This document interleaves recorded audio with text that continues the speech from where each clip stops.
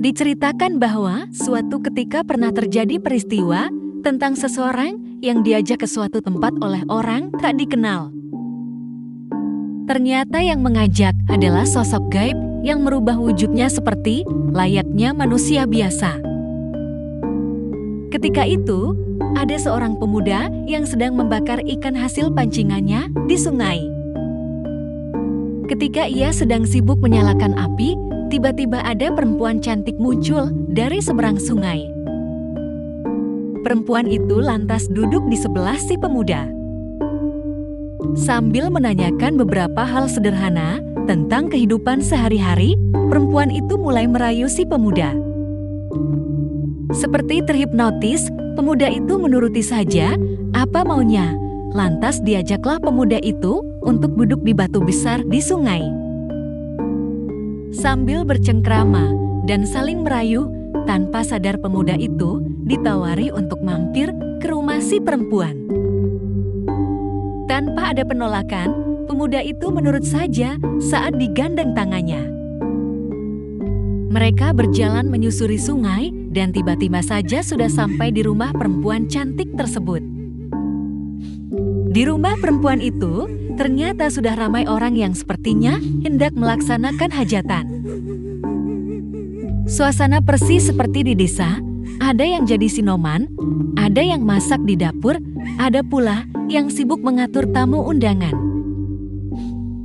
Ketika si pemuda bertanya, "Ada apakah ini?" Si perempuan menjawab bahwa mereka akan melangsungkan pernikahan. Seperti kerbau dicucuk hidungnya, pemuda itu menurut saja atas apa yang dikehendaki perempuan cantik itu. Lantas terjadilah acara pernikahan mereka berdua, yang konon hajatannya berlangsung selama 7 hari 7 malam.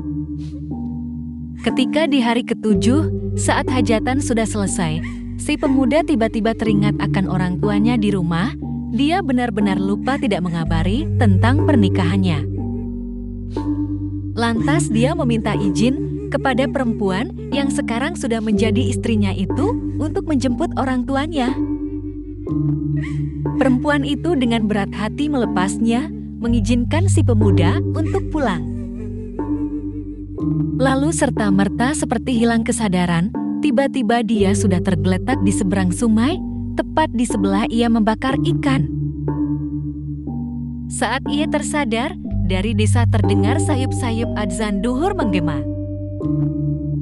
Benar-benar seperti mimpi, dia menoleh ke tungku tempat, ia membakar ikan, bahkan ikan yang ia bakar belum matang. Dia sungguh tidak percaya, seperti mimpi saja, tetapi kejadian itu terasa begitu nyata. Akhirnya dia pulang, lalu menceritakan apa yang terjadi kepada sesepuh yang dianggap mengerti hal gaib.